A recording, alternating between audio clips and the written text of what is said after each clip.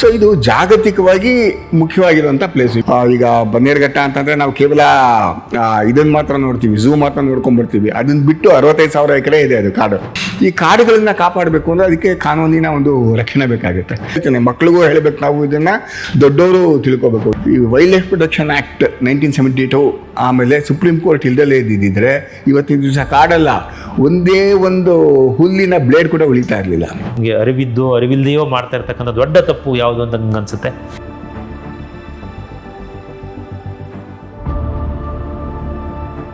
ಒಂದು ಒಳ್ಳೆ ಪಾಯಿಂಟ್ ಹೇಳಿದ್ರಿ. ನನಗನ್ಸಿದ್ದು, ಈಗ ನಾವು ಪ್ರಾಣಿಗಳನ್ನ ಕೊಡ್ತೀವಿ, ಹುಲಿ ಆನೆದೆಲ್ಲ ಚಿತ್ರ ಕೊಡ್ತೀವಿ. ಬಹುಶಃ ಮಕ್ಕಳು ಆ ಸಂದರ್ಭದಲ್ಲಿ ಟಿ ವಿಲಿ ಬಿಟ್ಟರೆ ಬೇರೆ ನ್ಯಾಚುರಲ್ ನೋಡೋಕೆ ಸಾಧ್ಯ ಇರಲ್ಲ.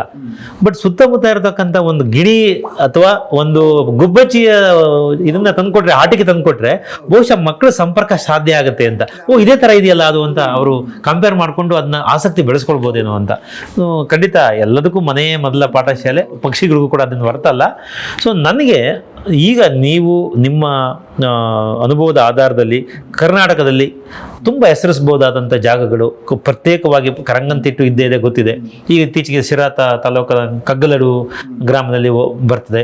ತುಂಬ ಕಡೆ ಕೆರೆಗಳಿರೋ ಕಡೆನೇ, ಅಂದರೆ ತುಂಬ ಚಳಿಗಾಲದಲ್ಲಿ ಹೆಚ್ಚು ನೀರಿರೋ ಕಡೆ ಕೆರೆಗಡೆ ಹೊರಗಡೆಯಿಂದ ದೇಶ ವಿದೇಶಗಳಿಂದ ಖಂಡಗಳಿಂದ ಪಕ್ಷಿಗಳು ಬರುತ್ತೆ. ಅದಕ್ಕೆ ಸ್ಪೆಷಲ್ ಆಗಿ ಕೆಲವರೆಲ್ಲ ಹೋಗಿ ಕ್ಯಾಂಪ್ ಹಾಕಿ ಕೂತ್ಕೊಂಡು ನೋಡ್ತಾರೆ. ಮಕ್ಕಳಿಗೆ ಅದನ್ನು ನೋಡೋಕ್ಕೆ ಎಷ್ಟು ಸಾಧ್ಯ ಆಗುತ್ತೋ ಇಲ್ಲ ಗೊತ್ತಿಲ್ಲ. ಆದರೆ ಈ ಥರ ಫ್ರೀಯಾಗಿರ್ತಕ್ಕಂಥವ್ರು ಎಲ್ಲ ವಯಸ್ಕರು ನೋಡಲೇಬೇಕಾದಂಥ ಅನ್ನೋದು, ಅಬ್ಸರ್ವ್ ಮಾಡಲೇಬೇಕಾದ ನಿಮ್ಮ ಸಜೆಷನ್ಸು ಸ್ವಲ್ಪ ಹೇಳ್ತೀರಾ?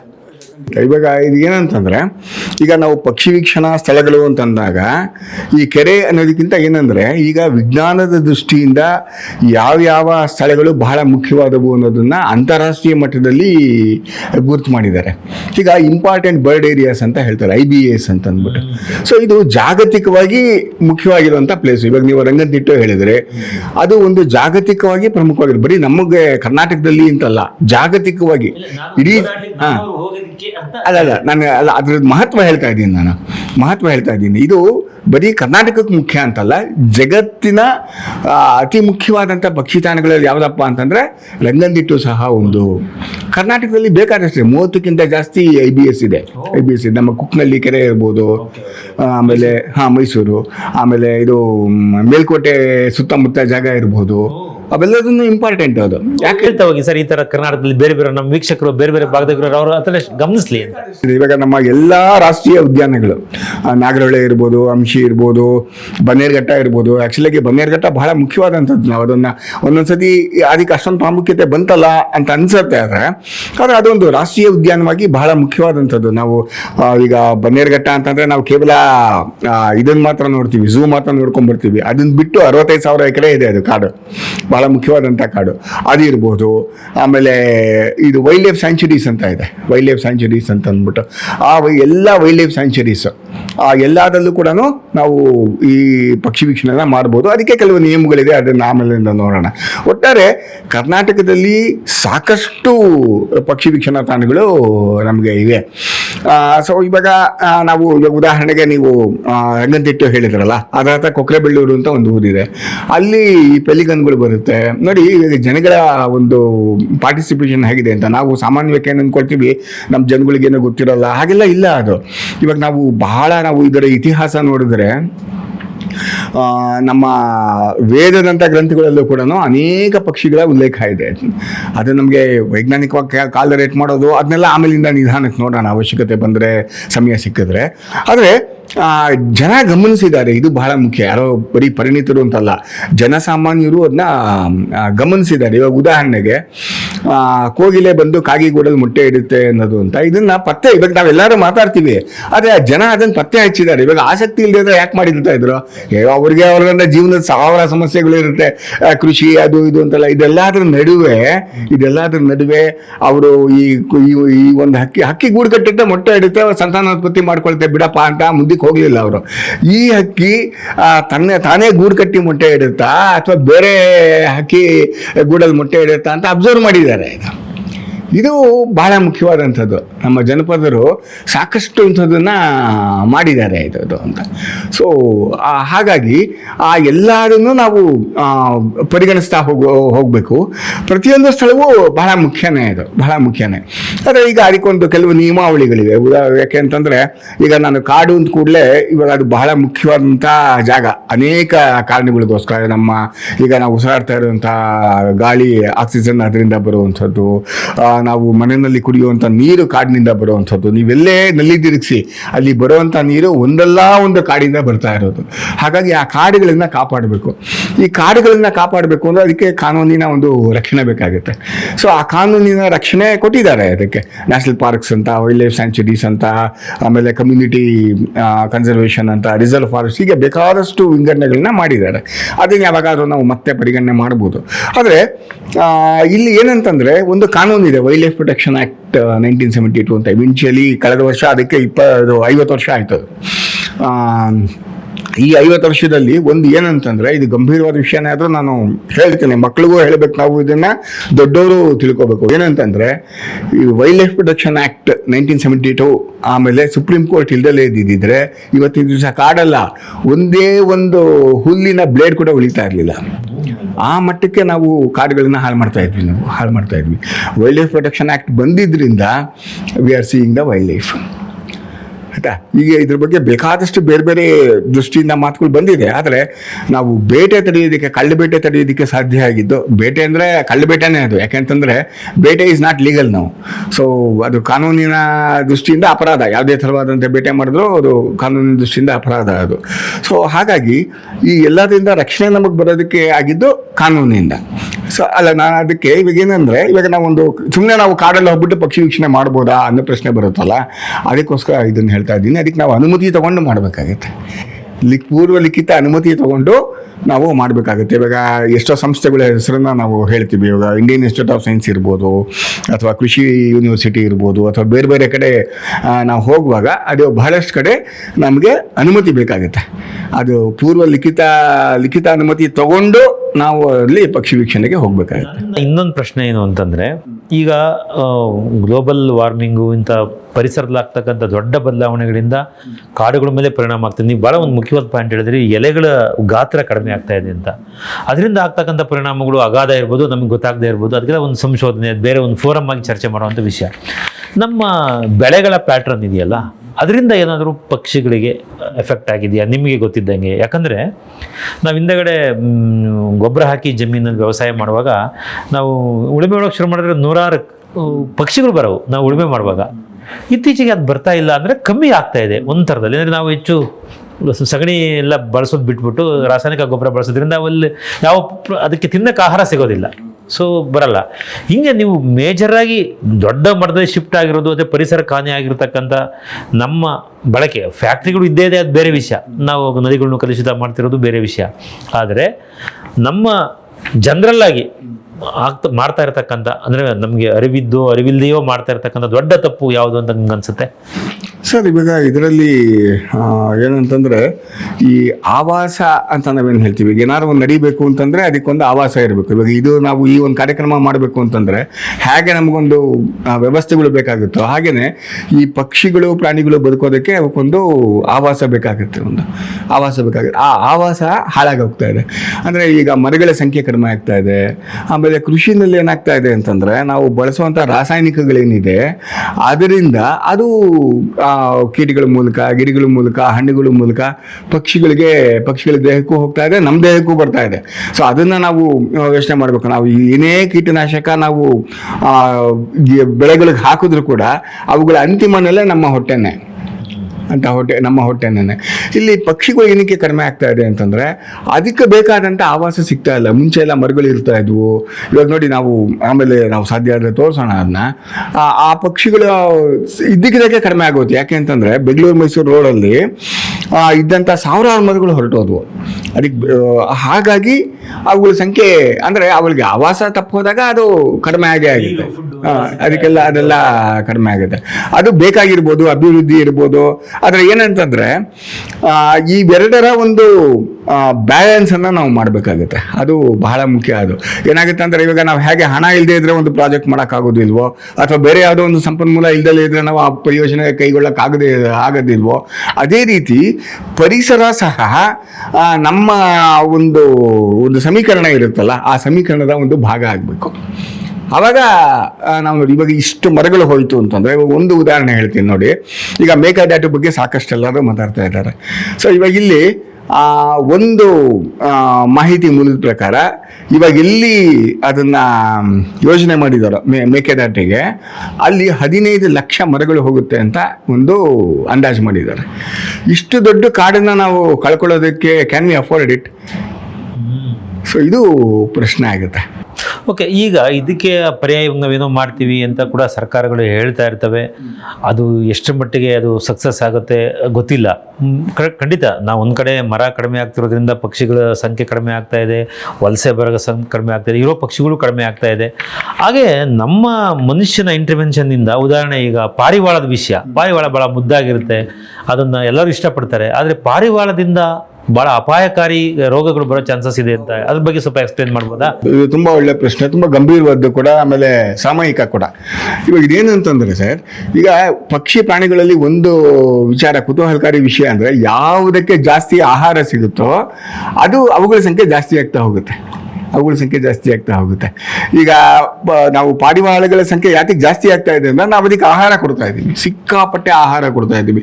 ಕೆಲವು ಸಮುದಾಯಗಳು ಅದೊಂದು ಧಾರ್ಮಿಕ ಕಾರ್ಯ ಅಂದ್ಕೊಂಡ್ಬಿಟ್ಟಿವೆ. ಸೊ ಹಾಗಾಗಿ ಮೂಟೆಗಟ್ಟಲೆ ಧಾನ್ಯಗಳನ್ನ ಸುರಿತಾರೆ. ಸೊ ಇದರಿಂದ ಏನಾಗುತ್ತೆ ಅಂದರೆ, ಅವುಗಳ ಸಂಖ್ಯೆ ಹೆಚ್ಚಾಗೋದ್ರಿಂದ ಅವುಗಳ ತ್ಯಾಜ್ಯ ಏನಿದೆ, ಆ ತ್ಯಾಜ್ಯ ಧೂಳಾಗಿ ಶ್ವಾಸಕೋಶ ಸಮಸ್ಯೆಗಳನ್ನು ತರ್ತಾ ಇದೆ. ಶ್ವಾಸಕೋಶ ಸಮಸ್ಯೆಗಳು ಬರೋದಕ್ಕೆ ಬೇರೆ ಕಾರಣಗಳಿವೆ, ಆದರೆ ಇವತ್ತಿನ ದಿವಸ ಇದು ತುಂಬಾ ಪ್ರಮುಖವಾದಂಥ ಕಾರಣ ಆಗ್ತಾ ಇದೆ. ಅಸಮತೋಲನ ಕೂಡ ಆಗುತ್ತೆ ಪರಿಸರದಲ್ಲಿ. ಒಂದು ಪ್ರಾಣಿ ಅಥವಾ ಒಂದು ಪಕ್ಷಿಯ ಸಂಖ್ಯೆ ಹೆಚ್ಚಾದರೆ ಅಥವಾ ಕಡಿಮೆ ಆದರೆ ಅದರಿಂದ ಬಹಳ ಗಂಭೀರವಾದ ಪರಿಣಾಮ ಆಗುತ್ತೆ. ಎಸ್ಪೆಷಲಿ ಟೌನ್ಗಳಲ್ಲಿ ಇದು ಹೆಚ್ಚು ಕಾಣ್ತಾ ಇದೆ. ತುಂಬಾ ಜನ, ಯಾಕೆಂದ್ರೆ ಬೇರೆ ಪಕ್ಷಿಗಳು ಬದುಕೋದಕ್ಕೆ ಬೇಕಾದಂಥ ಆವಾಸ ಇಲ್ಲ. ಇವಾಗ ಯಾವುದೋ ಒಂದು, ನಾನು ಇವಾಗ ಕಾಡಲ್ಲಿ ಕಾಣಿಸುವಂತಹ ಒಂದು ಪಕ್ಷಿ ನನ್ನ ನಗರದಲ್ಲಿ ಕಾಣೋದಕ್ಕೆ ಸಾಧ್ಯ ಇಲ್ಲ. ಸೊ ಇಲ್ಲಿ ಯಾವುದಕ್ಕೆ ತುಂಬ ಇಂಥ ಕೆಲವೇ ಸಾಮಾನ್ಯವಾದಂಥ ಪಕ್ಷಿಗಳಿಗೆ ಅವಕಾಶ ಜಾಸ್ತಿ ಇರುತ್ತೆ.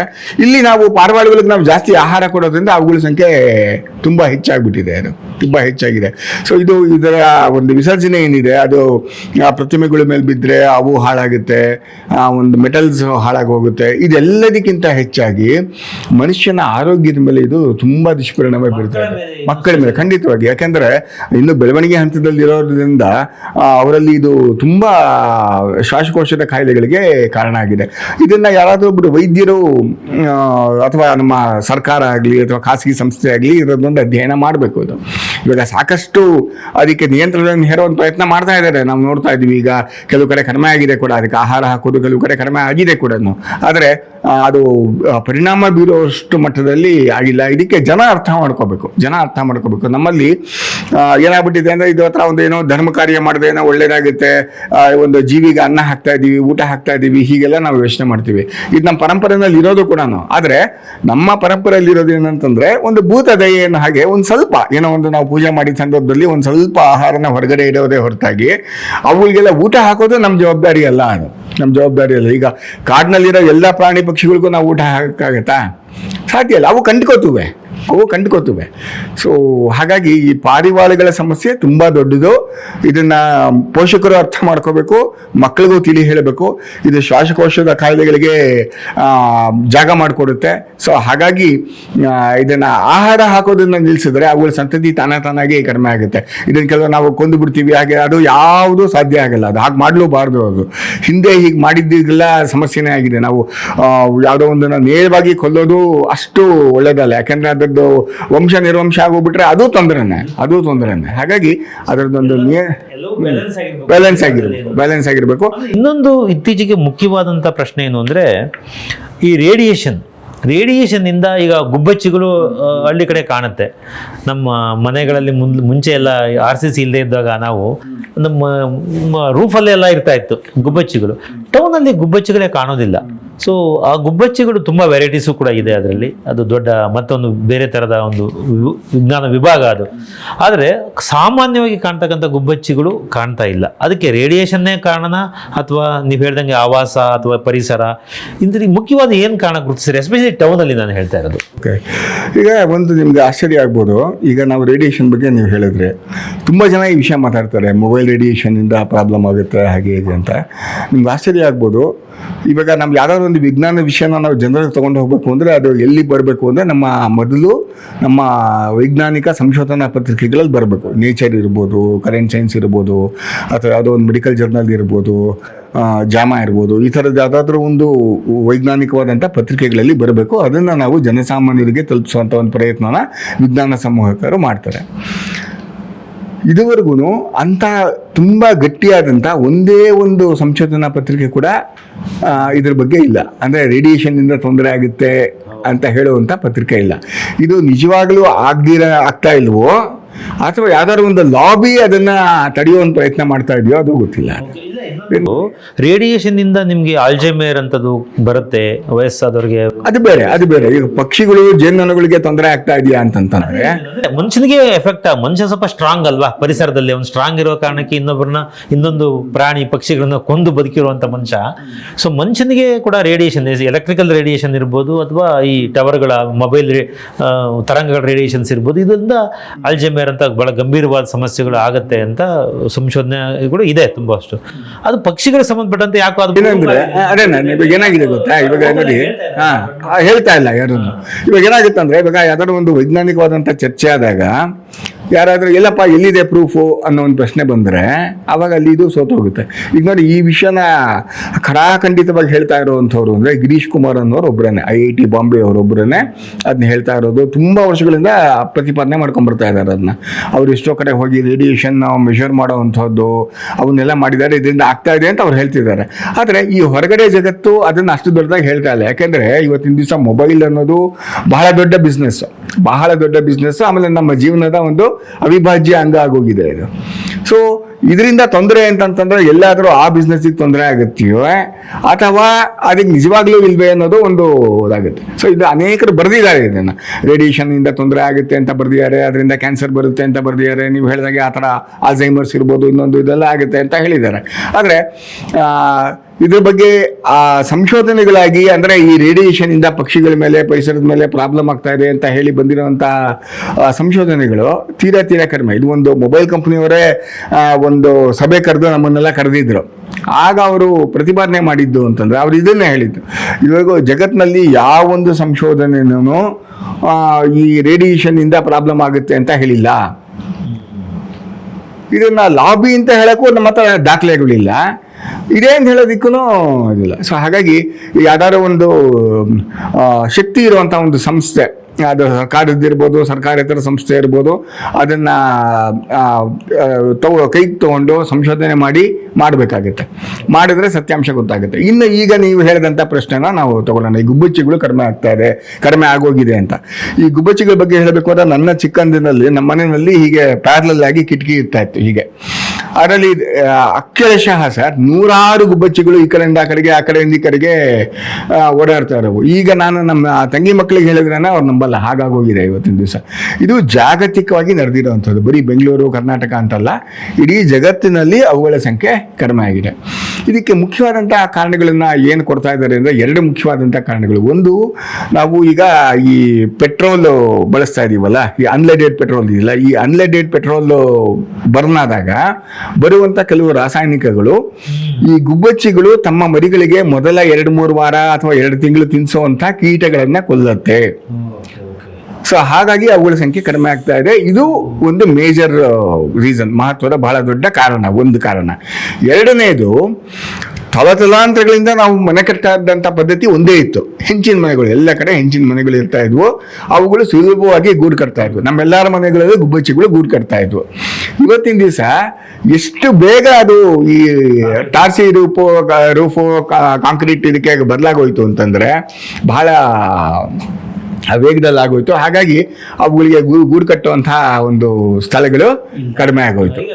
ಕಡಿಮೆ ಆಗೋಯ್ತು, ವಿಪರೀತ ಕಡಿಮೆ ಆಗೋಯ್ತು. ಅದು ಇನ್ನೊಂದು ಈ ಆಹಾರಗಳು ಅಷ್ಟೇ. ಈಗ ನಾವು ಅಕ್ಕಿ ಯಾವುದೇ ಸಾಮಾನು ಮನೆಗೆ ತಗೊಂಬಂದ್ರು ನಾವು ಅದನ್ನೆಲ್ಲ ಕೇರಿ ಶುದ್ಧ ಮಾಡ್ತಾ ಇದ್ವಿ ಮುಂಚೆ, ಅದು ನಿಂತು ಹೋಯ್ತು. ಆಮೇಲೆ ಇದು ಇವಾಗ ನಮ್ಮ ಮನೇಲಿ ಅಮ್ಮ ಇದು ಅಕ್ಕಿ ಕೇರ್ತಾ ಇತ್ತು ಅಂತಂದ್ರೆ 2-3 ಗುಬ್ಬಚ್ಚಿಗಳು ಬಂದು ಕೂತ್ಕೊಂಡಿರೋವು ಆಯ್ತಾ. ನೀವು ದಿನಸಿ ಅಂಗಡಿ ಮುಂದೆ 10 ಗುಬ್ಬಚ್ಚಿಗಳು ಕೂತ್ಕೊಂಡಿರೋವು, ಅವ್ರ ಮೂಟೆನೆಲ್ಲ ಹೀಗೆ ಫೋಲ್ಡ್ ಮಾಡಿ ಇಟ್ಟಿರ್ತಾ ಇದ್ರು, ಅದ್ರ ಮೇಲೆ ಕೂತ್ಕೊಂಡಿರೋವು, ಹೀಗೆಲ್ಲ ಆಗೋದು. ಇವಾಗ ಅವೆಲ್ಲ ನಿಂತೋಯ್ತು. ಎಲ್ಲದೂ ನಾವು ಪ್ಲಾಸ್ಟಿಕ್ ಕವರ್ನಲ್ಲಿ ಹಾಕಿ ಪ್ಯಾಕ್ ಮಾಡಿರೋಂಥ ಆಹಾರ ಪದಾರ್ಥಗಳನ್ನ ತರ್ತಾ ಇದ್ದೀವಿ.